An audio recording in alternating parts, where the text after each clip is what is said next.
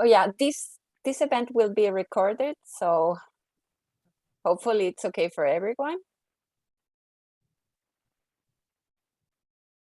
We later will share the link in the Mother in Business Facebook group, so you can have also access to the record.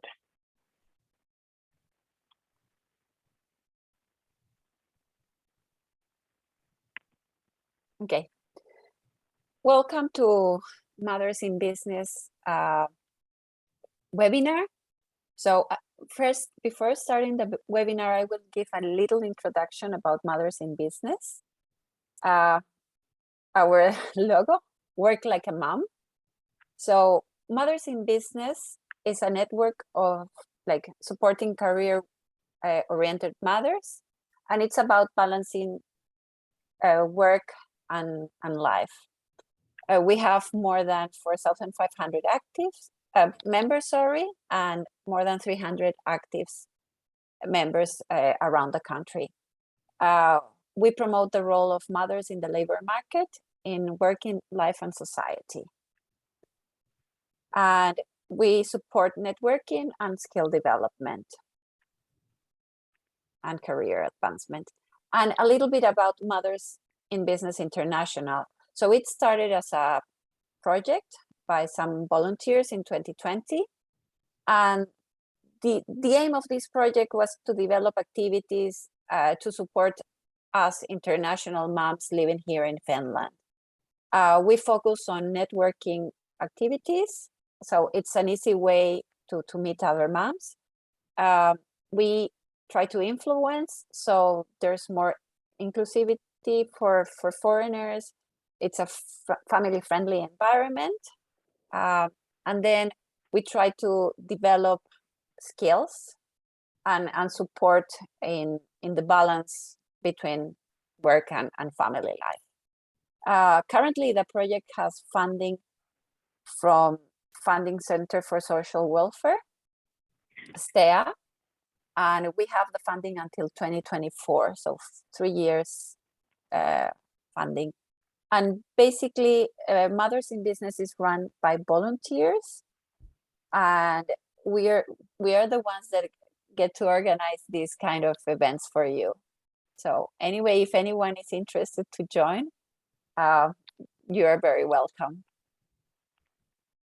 And for example, the kind of activities that we have are mingles, where you get to network and meet other moms in similar situations. So some are more work-oriented, some are more family-oriented or with small kids.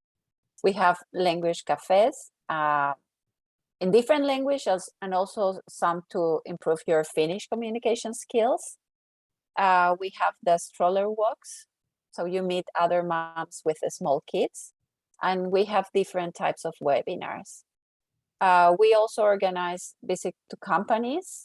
Right now, we don't have physical, visits because of the situation, but still we have sometimes online meetings with companies, and it's an opportunity to get to know more about them and their ways of working. And all the events of Mothers in Business International at the moment are open, free of charge, and are held in English. And the whole idea of Mothers in Business is that you can always participate with your kids. So the events are for working moms. Some of our upcoming events for February. So we have some mingles, mom talks, where you can meet with other moms and discuss. It's an open floor to discuss anything that's on your mind. Then we have some webinars, in this case, divorcing intercultural marriages, some opportunities to get to know the volunteer work and how can you support. Then this is with a company, NAPA, and understanding their coaching culture. So it's always a good opportunity for us to learn and maybe take that practices into our own companies. There's some meetings, mingles after work in Helsinki, and that's face-to-face. Another onboarding for new members, new actives, mindfulness for moms, and then finally, mom, student, employee, can I do it all? It's a webinar. Okay. Before I forget, so today Cecilia Valles and I are co-hosting this event. We are both active at MiB. So now, Ceci, please introduce our speaker. Thank you, Annie. Thank you again for being here today and joining us in this great topic.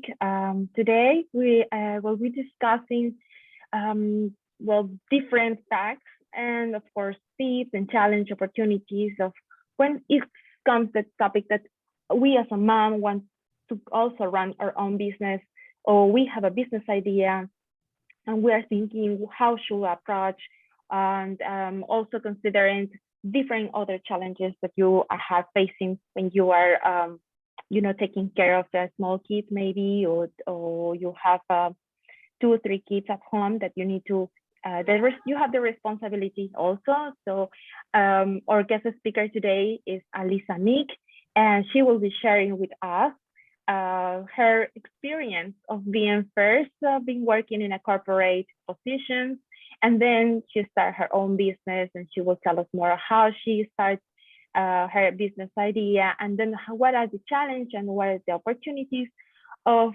having your own business and running the responsibilities at home with 3 girls. So without any further ado, I'm really happy to present Alisa Mick, and I think you will introduce more about yourself. And I will stop now sharing my screen, and Alisa, you can share yours. Yes, thank you.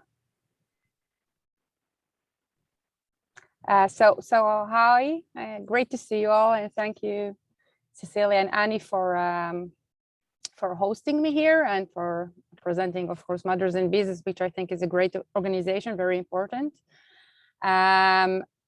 First, I would like to say that my presentation today is kind of personal, so I won't share any tips about creating your own business. I'll be happy to have another session about it. And I really would like it to be an open talk. So feel free to ask questions, to say, to share your thoughts, to say, okay, Alisa, I think you're wrong. And from my experience, it's totally different, really. Like, let's have, we are all women and we'll have to talk. So feel free. Yes, yes, just to let them know that they can write if they want to write in the chat section, or if they want to just raise the hand, or just yes, have a informal conversation between moms and some other who wants to start business also. Exactly. So I'll share with you the presentation. Okay, now I think you see it. So first, as you know, it's about entrepreneurship and motherhood, or there are people who call it Mompreneurship. And just to say, I was supposed to talk 2 weeks ago, but of course, because I have kids and a husband and they were sick with COVID and everything, so it was postponed. So thank you for being here today. So who am I? I was born in Israel. My parents are Finnish, so they moved to Israel before I was born. And well, I was an officer in the IDF, in the Israeli army, for 3 years. So that's kind of the start of my career. Then I studied psychology, my bachelor in psychology, and I have a master in business from Tel Aviv University. Then I was working as a consultant and as an organizational business consultant in a consultancy firm. I was working with banks, with technological companies, with insurance companies, like it was very diverse. I was also co-founding a startup already in Israel. I don't know how much you know, but Israel is very active in the startup scene. So it was kind of part of the Israeli experience to have also my own startup. And when I moved to Finland, I co-founded with my partner in life and in the company, MiB, which is a company for creating business collaborations, mainly between Israel and Finland. I will talk about it a bit more later. And now I'm doing my second master's in business in Aalto University, because I wanted to study more about areas related to sustainability and circular economy. So I'm in the second year of my studies. So that's kind of the one part of my life.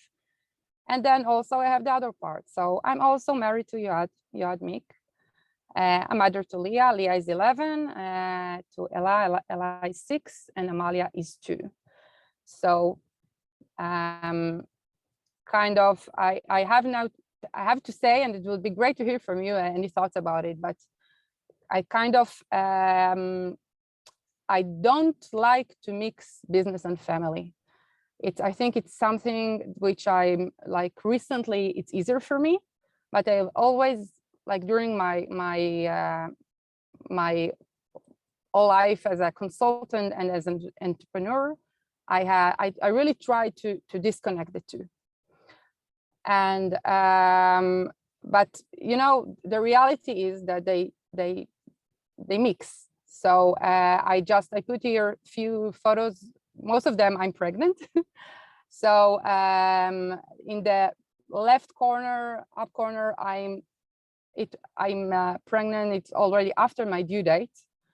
As you can see, I'm already like it can be seen. It's during Slush 2 years ago when I was pregnant with Amalia. And I was also speaking in the Finnish parliament. I like this photo because, you know, they're all men and I'm in the middle with my pregnancy. In the left corner down, so I'm also, it's an event in the Finnish embassy in Tel Aviv. I'm pregnant, and then of course there is the Zoom call with, I'm breastfeeding with Amalia. And then I don't have a photo of me in Zoom while my kids are, of course, screaming, "Mommy, mommy, mommy, mommy," which of course always happens while I'm in the middle of a very important Zoom. So I just put this kind of a illustration about kids screaming while talking in Zoom. And by the way, I have to say that I'm much more embarrassed when it happens than my husband, which is also, I think, very an interesting thing to discuss maybe in another opportunity. So as I mentioned, they mix if I like it or not. So what I would talk about today is a short kind of overview with some boring numbers, but important numbers. Then I'll discuss the challenges about being a mother and an entrepreneur. And then, okay, so if it's so difficult, why should we become entrepreneurs, or maybe we don't? It's of course our choice, but I will discuss my point of view about it. And then what can we do? And here, as I mentioned, it's really an invitation for you to participate in this discussion. And what can we do in order to promote more mothers to become entrepreneurs, and how we can assist the mothers who choose this path of becoming entrepreneurs. So about the numbers, as we all know, Finland is leading in gender equality in things like which are related to work, like generally, not to entrepreneurship, but Finland is 8th out of 20, I think it's 28 countries in the EU. And also like the total rank is very high. Finland is the 5th, but when you look about entrepreneurship, as we all know, the numbers are a bit different. So women in Finland, when you look about the percentage of the self-employed men and women in Finland in 2020, just to mention that 2020 it's about the numbers of 2019.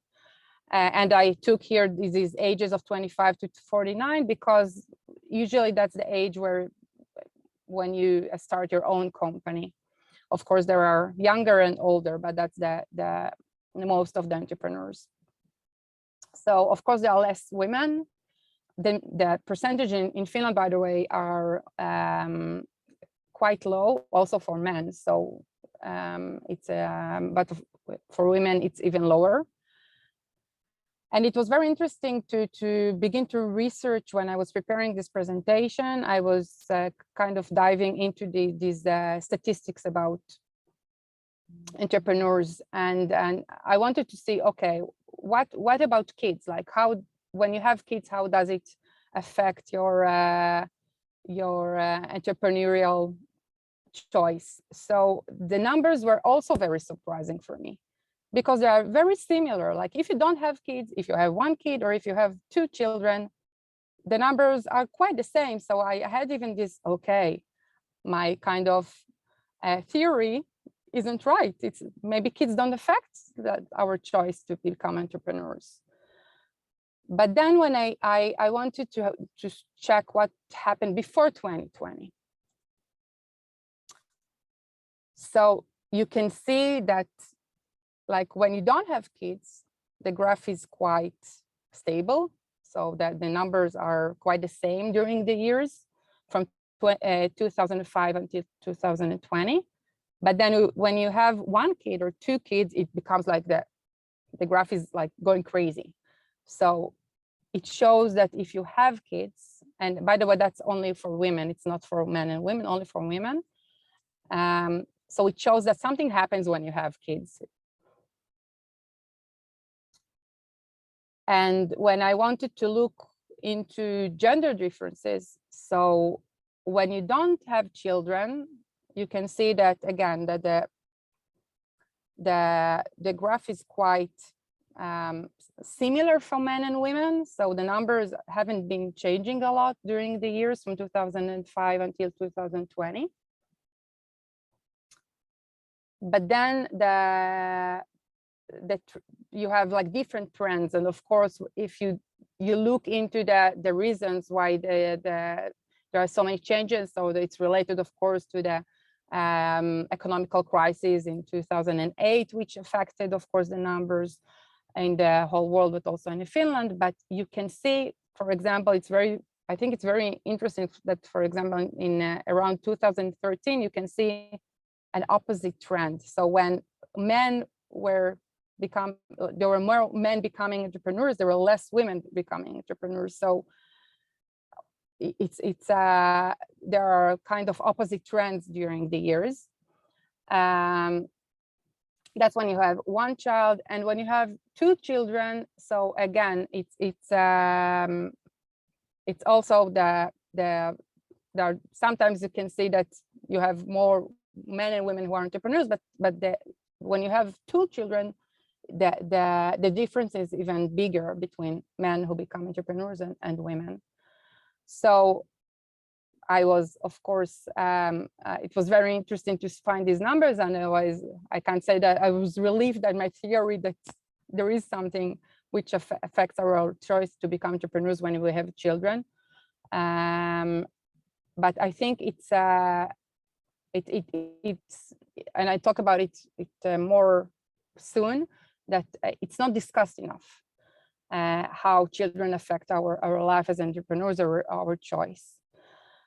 There's very interesting research from 2020, which was made by the Nordic Innovation Council. And they researched the reasons why the challenges for female entrepreneurs generally, not only for mothers.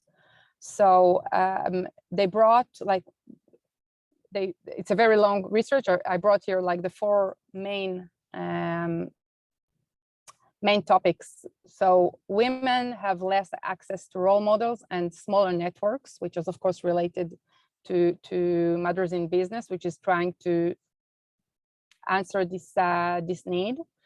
The entrepreneurial culture is very men-oriented, very male-dominated. So it's quite difficult for women to become entrepreneurs. Female entrepreneurs have less access to external funding than men, and generally the framework conditions, so things related to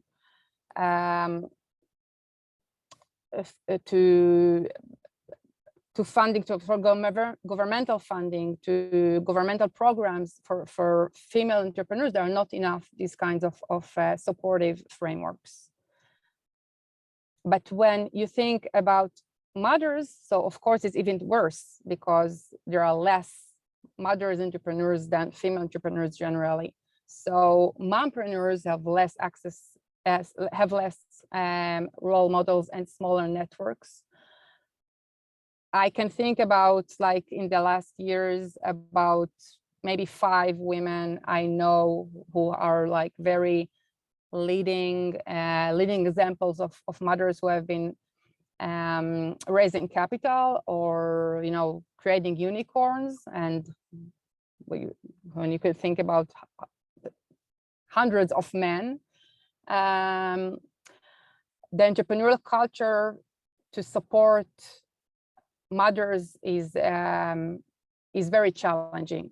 I think there is even this kind of no children dominated culture. And I can say that when I was pregnant with Amalia, and when Amalia was born, my 2-year-old girl, when I was looking for a working space, you know, kind of a co-working space where I can come and breastfeed, I didn't find it. Was, and it's not that the spacer told me you can't come if you have a child, but they're just that are not welcoming for mothers. And of course, mother entrepreneurs have less access to external funding. So to raise capital while you're pregnant or have a child, of course, it's really, really difficult. And then the framework conditions for enable mompreneurship. So if you don't have enough programs for female entrepreneurs, of course, you don't have enough programs for mothers for entrepreneurs. I know one program which was a few years ago in Tel Aviv. I know that it was in few campuses around the world of Google campuses. So Google created this kind of programs for mothers who would like to become entrepreneurs, but I don't know about other programs. And I think that the worst challenge, which I was already talking about, is that we don't talk about it. And I think that there is, in Finland and globally, there is this kind of evolution in the talks about diversity and inclusion. So we talk more and more about the need to bring more women to become leaders in companies and to promote them as entrepreneurs. But the talks about mothers as entrepreneurs, they're still missing. And I think that many women are still embarrassed a bit to talk about it. So they would, as I mentioned, even for me, I started from this kind of wish to separate between the two worlds. But if we won't talk about it, nothing would change. So we have to be less embarrassed. We have to talk about this kind of Alisa, I was wondering here, maybe if do you think also it somehow one of the reasons could be that we're trying to show to the world that we are strong and that we are like in the same level than men, and maybe we related like being a mom being also weak, or have other always have some situations that could impact our performance. I definitely agree with you. So I think it's part of our need to be kind of super moms, that we can do everything. and that we're equal to men. So that to show that the fact that we're pregnant or that we have kids doesn't affect our work. I definitely agree with you. And probably I don't know, I'm just thinking right now also like how the cultural background can influence this situation, because like I'm thinking like in my country, for example, I grew up in my family, they always had their own business, and my mom and my dad were always working. And of course you have a different network that you have, you know, family always around that supports you. And it's just, you know, I remember being with my family's business and me playing with the dolls, or my brothers playing with the cars, like we had a restaurant, and just being with them all the time around. And it was, you know, not a big deal, nobody will say anything. It's really, you know, it's very common to see that. But it's just wondering, how do you see it from your perspective here in Finland?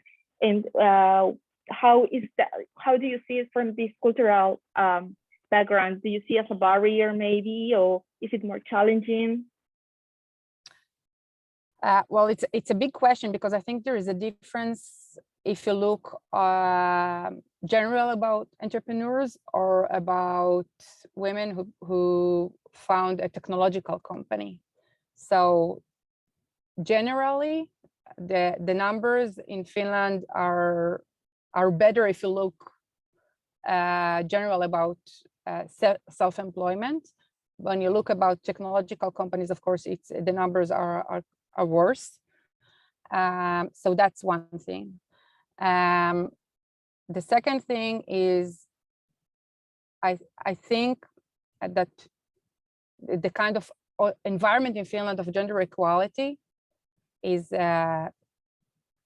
promoting and the kind of the culture of equality in these areas. But still, I think that the negative side of having these long maternal leaves is that many women leave their career path, and it affects, of course, it affects also women who are working in corporates, but also women who are thinking of becoming entrepreneurs. And I see it, and it's something that I'm trying to talk more about it, that to take it as an advantage of the fact that in Finland we have so long maternal leaves. It's a great time to think about creating your own business and to connect with others, and to kind of involve also your partner in these thoughts about becoming an entrepreneur. And then when you choose to go back to work, so to already to plan how would it be. So I hope it answers your question, Cecilia. Yeah, that totally agree. Also, Rabea comment, for example, I also noticed that companies that support mothers are not that common in Finland. In Germany, moms are entrepreneurs in the field of helping other mothers with consulting in breastfeeding, sleeping, caring, baby-led weaning, family therapies. Yeah, it could be just a bubble, but I think that's totally true also, that Germany, they are really supporting. I will say it also depends on each country. Like if you compare like Spain, Germany, and if you start going southern, it's getting worse and worse, this supporting mothers. Yes, and that's what I mentioned about the kind of the frameworks. So this support, of course, is one of them. So you can say that there are formal frameworks which are provided by the government or the city, and then there are kind of informal frameworks which I think we're also lacking in Finland. Yeah, we have another comment, Alisa, also. It says it can also be that we don't talk about it enough because we don't want to be perceived as bad mom, because I'm not fully carry about baby or kids. That's totally true also, that it's always, thinking that, okay, maybe if I'm working full time, then I'm a bad mom. I plan to have a slide about the fact that that we should have less bad conscience about when we are entrepreneurs, because it's 24 work, like you're working all the day, also during the weekends, and as an entrepreneur, the work-life balance, there are positive elements, but they're also very challenging because you don't have the boundaries. Like if you're working in corporate, so you usually you finish your work and then you go home. And I definitely agree that we all the time feel bad about the light turned off, but you still see it. Great. But I think it's part of being a mother. I don't think it's only related to being an entrepreneur.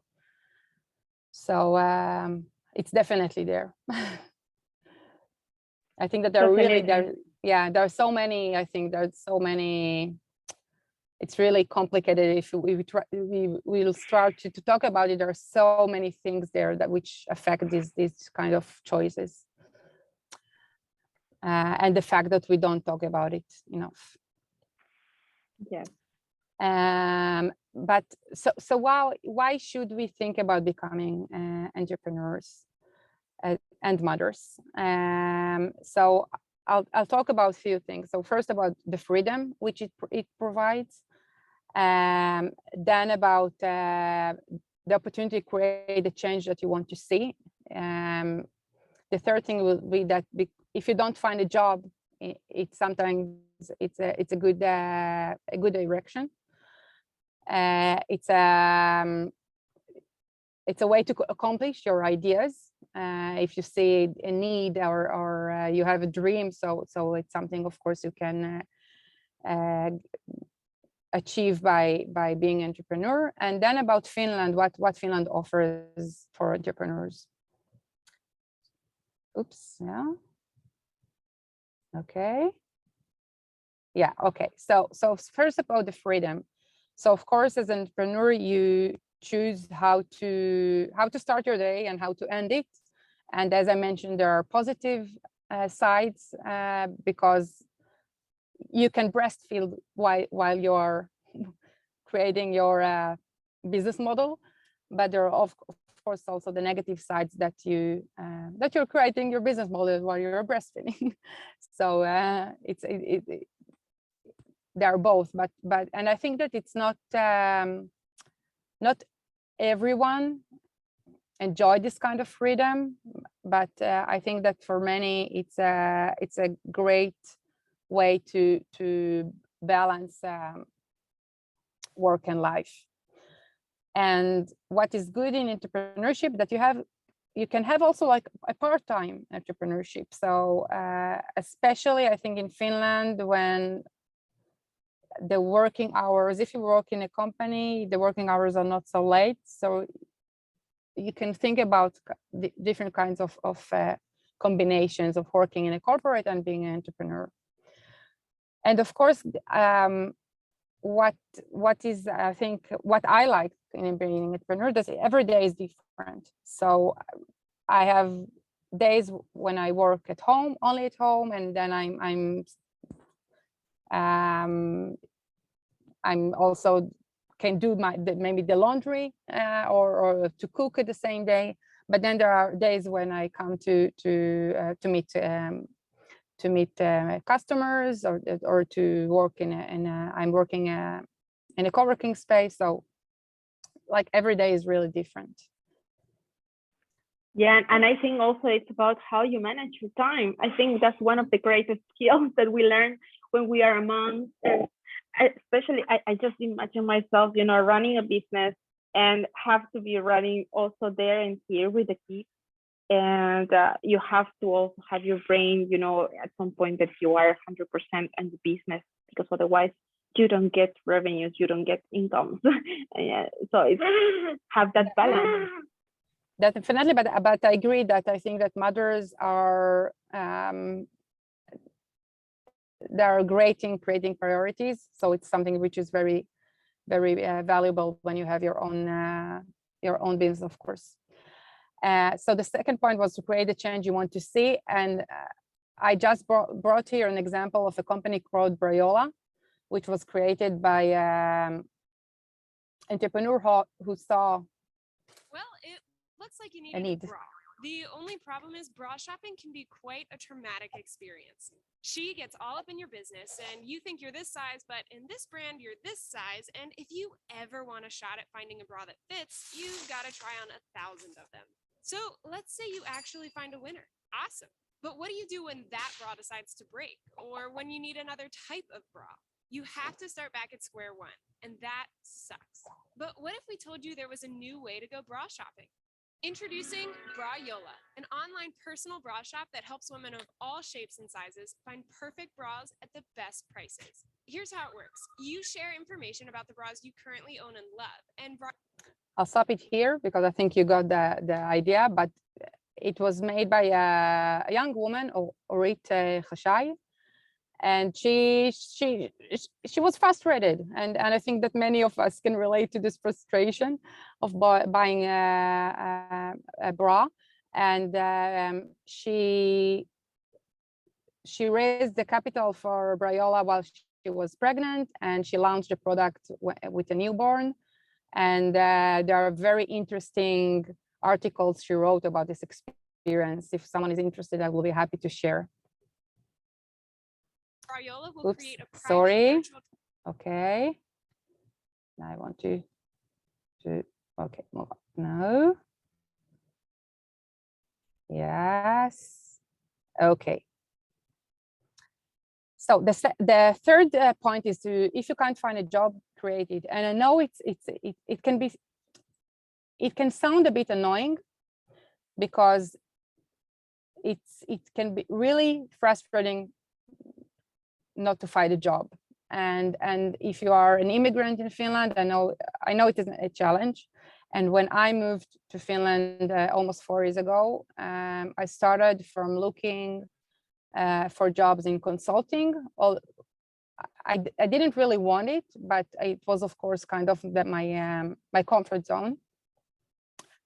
And then I had one interview where the guy who interviewed me told me, I can take you to work as a consultant in my company, but I think it will be a mistake for you. I think you have an asset. The fact that you moved from Israel and you have the experience you have, you should use it.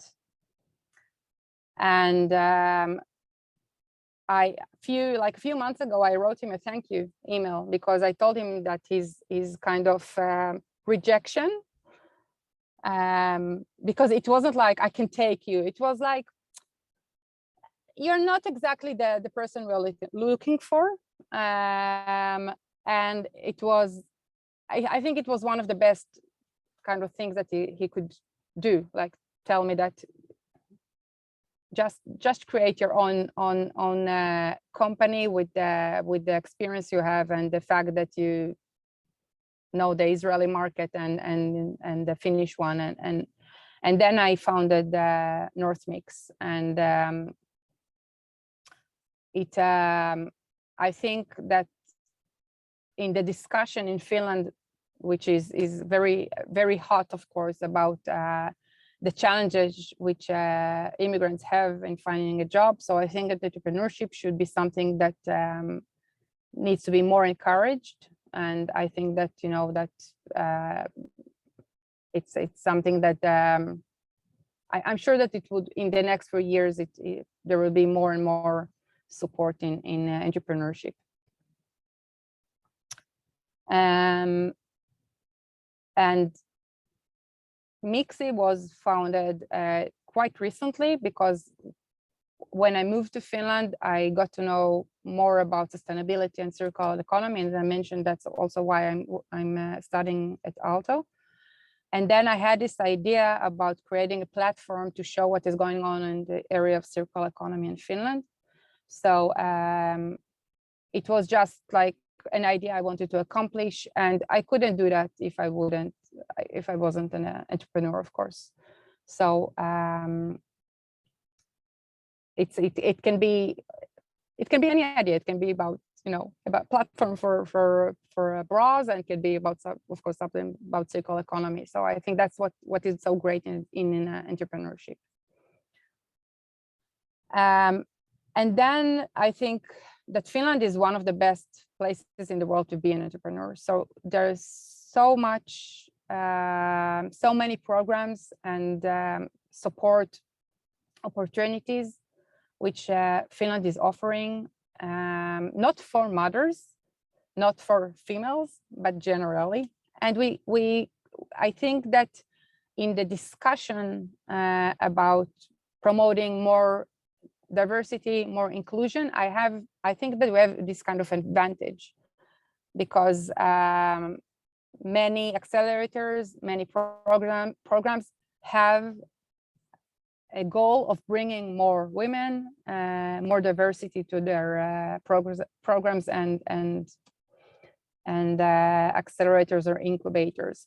So I don't know if you know, Starti Raha is a grant which is given by TEM, and it's you just need to apply for it. It's kind of money you can just get from TEM for being an entrepreneur. And Newco Helsinki is business. They provide business advisory services. So, and also for free. So you can just approach them and ask for their advice. And there are many accelerators and incubators, which again are free and are for early stage companies. So you can just have an idea, or you usually need to have already like a team of at least 2 people, but it doesn't need to be already a product or a service. It's meant for early stage companies. And I'm now repeating things that I was telling before, but I think that the fact that Finland provides long maternity and paternity leaves is a good basis for entrepreneurship. And the fact that many Finnish companies, programs, cities are trying to promote diversity and inclusion. So it's a great opportunity just to use it.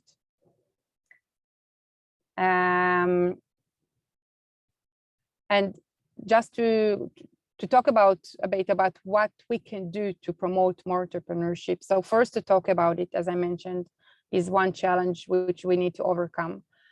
And then to present successful role models. And I think that in Finland, because it's not discussed enough, so we don't have also these kinds of role models.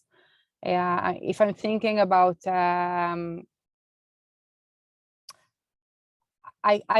I can't think about stories about Finnish entrepreneurs who have been telling a story about raising capital while pregnant. I don't have any, and I'll be happy to hear, of course, about these kind of stories.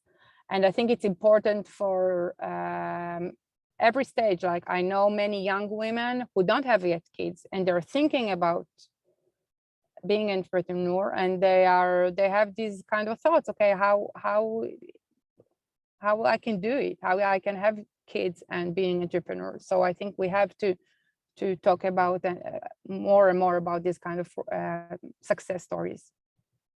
Then, of course, to create strong networks and frameworks.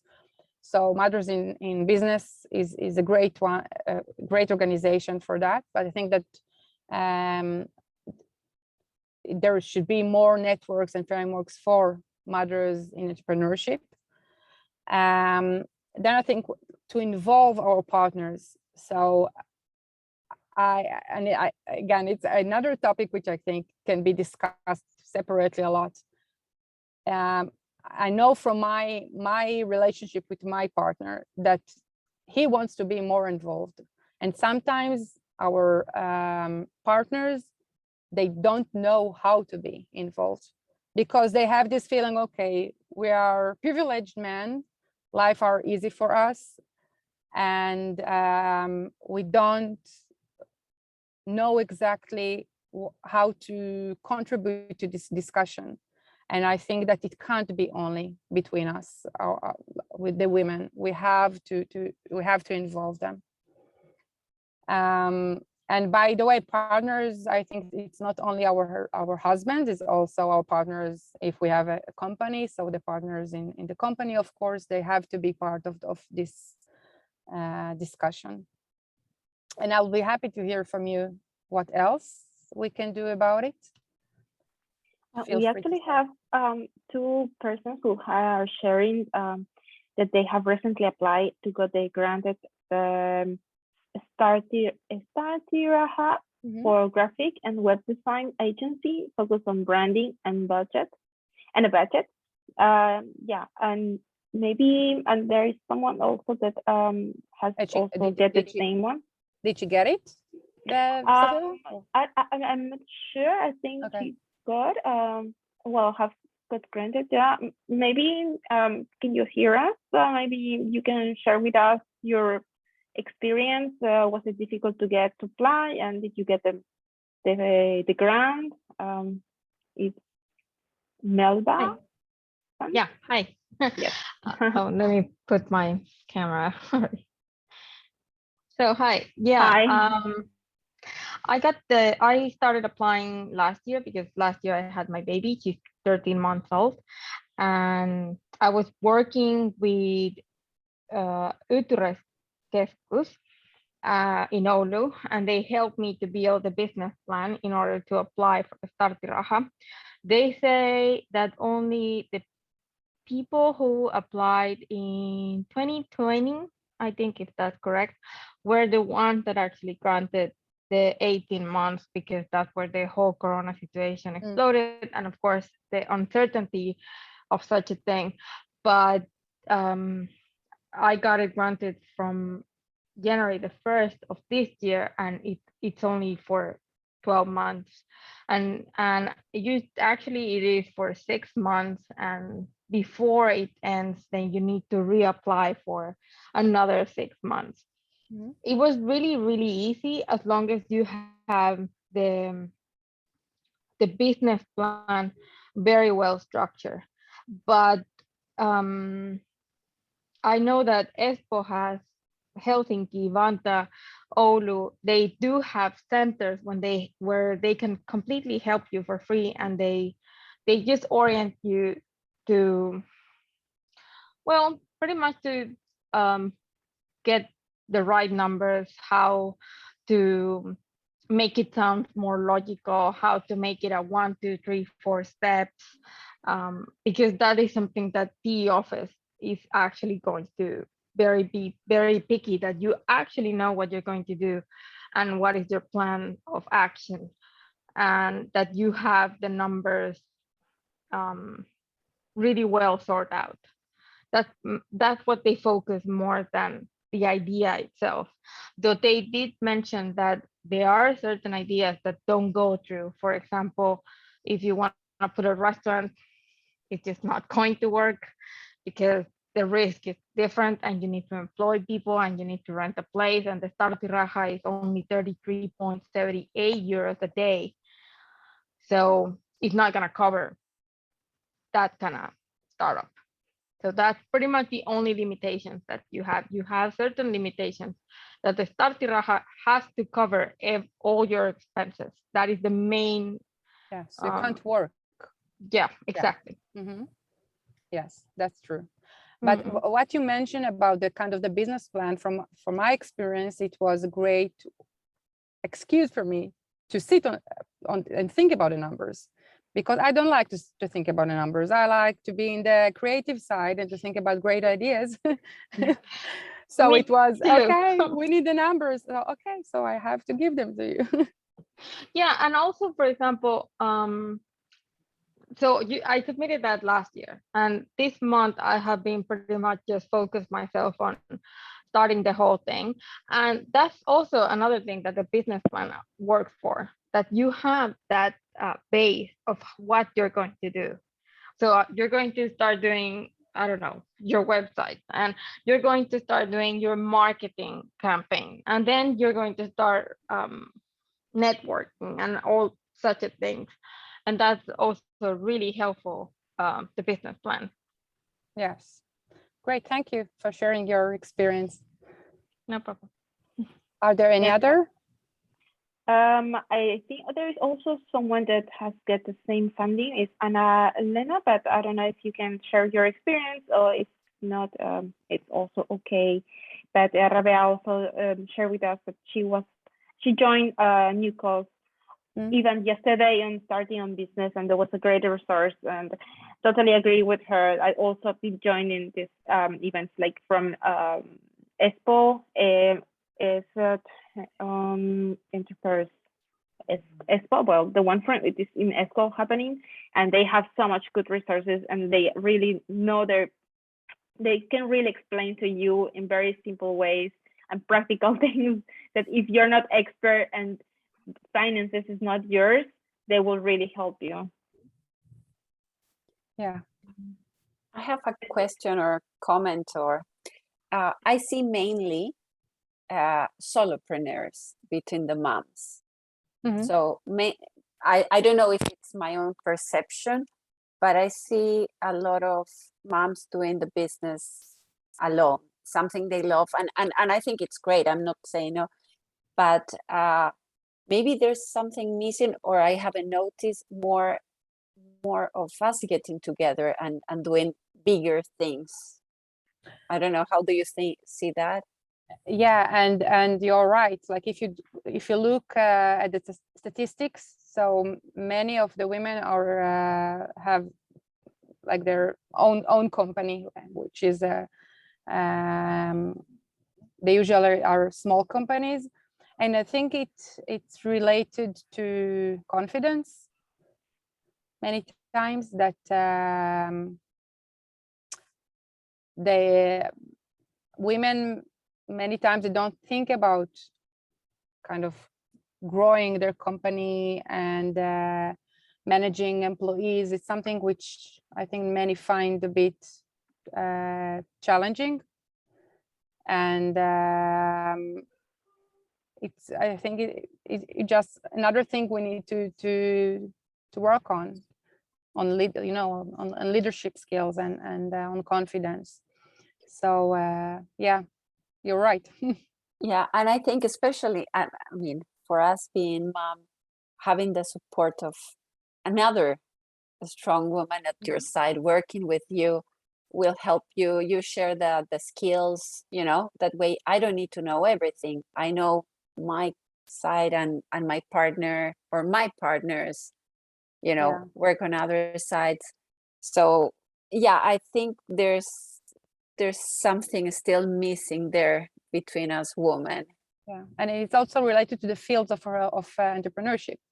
So there are, as I mentioned, of course, in technology, there are more men who are creating companies, and that's I didn't talk about it, but that's one of the, I think, opportunities in areas related to sustainability and to impact, which are more and more becoming important, that they don't talk only about the product, the technological side of the product. They are talking about the impact of the company.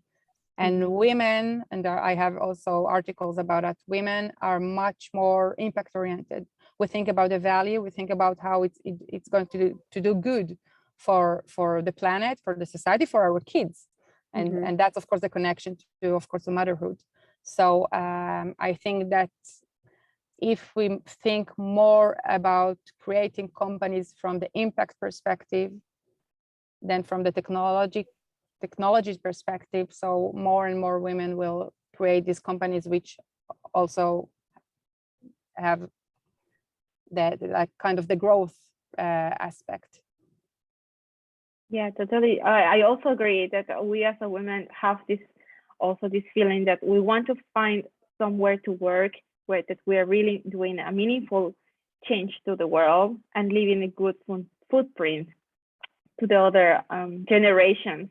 And especially if we're thinking now to create a business, that's always, thinking, at least for me, it's thinking how I can help in that sense. And Yes. yes, I'm just reading now any other chats if we have. No, I mean, it's Yeah.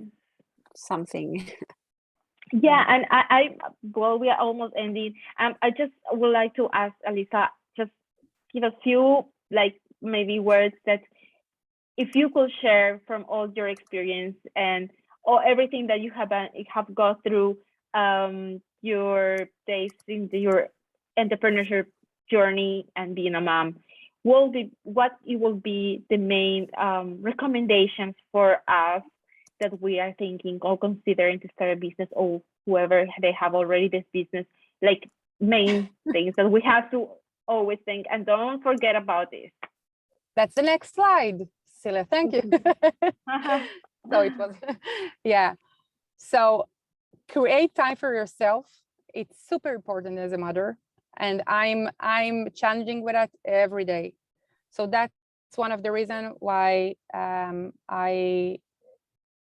I took this kind of co-working space. I can work at home, but the fact that you go and you don't do laundry while you're working on a presentation is super important. And to split, you know, I want to be everywhere. I want to have my company, I want to be at home, and I want to be perfect. I can't be. So you need to ask for help. You need to go to ask for your help from your partners or for neighbors or for someone who can help you with raising also the kids, or to create the company, or both, of course, which is the best.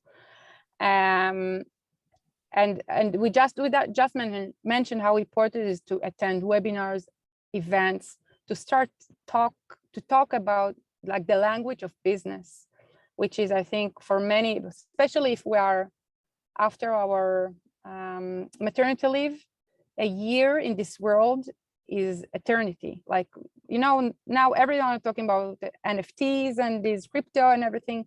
If you're sitting at home for a year, you miss so much. So what is good with the COVID is that there are so many online events, and just attend and listen, and even if you learn something very, very small, it would be beneficial in some point. Yeah, especially in your brain. Sometimes I feel like if you're even sleep deprived, your brain is not working well before. So you really need to keep, you know, always update, especially in your, like, for me, sustainability. If I miss something, it's like it changed so much in such a little time. Yeah. And the next thing is to build your network. So it's I know I'm kind of a person who just I like to meet with people, to talk with them, to ask what they're doing, and if it's not relevant now, it'll be relevant in some other point. And I think that's something that we women, we're good at. We're good at listening to others. We're getting to ask the right questions. We're good at thinking together, okay, how we can help each other. So it's really important. And I don't know, we don't have time, but it would be great, of course, to hear from you what else we can do for ourselves in order to be to think about entrepreneurship, or to be better in being entrepreneurs. And I would like just to invite you, if you have any thoughts, you want to become mompreneurs, so just connect with me by LinkedIn, or write an email or whatever. Like, really, I'll be happy to discuss about it more. And I just want to share, I have still a dream that one day in Helsinki there will be this kind of co-working space for mothers. So I someday I will I will come and invite you to be part of this kind of accomplishing it, because I think it's really, really important. Super important, yes. And finally, just last comment that Veronica shared with us, that is very hard to get support from fellow mothers. At least in my experience, I heard, hey, let's talk about another time. You seem to be busy. When I actually work and answer my phone, while my child is on sick leave, or just this kind of attitude towards mothers is what it is. It's totally true. And I think that's why it was one of our main motivations to have this webinar and have this space, just to get to know each other, get familiar to familiar faces, maybe connect with each other. And we're also inviting everyone who wants to join Mother in Business just to grab a coffee, talk. And so important to disconnect also from the family sometimes and just have this, you know, mom's talk, or either business talk, why not? Or, you know, just challenge yourself and have our own space, create these opportunities that we can just be fellows and support to each other. I think that's super important. Maria, you want to say something else? No, I think you have said all, and let's just us be the example for other moms, supporting each other, accepting our differences and our similarities, but you know, just support your fellow mother. Yes, that's so great. So, well, thank you very much for being here, and thank you, Alisa, for sharing your time with us. And I hope your family and everyone's families are getting better. These situations is just crazy going around, but it's so good to see you and have this space. And Alisa, thank you very much for your time. Great presentation. I have learned a lot. I hope the rest of the moms also have learned something new. And yeah, I think that we can now stop the recording. Thank you. Yeah. Thank you, and thank you to all the ones that participated. Bye-bye. Bye. Bye.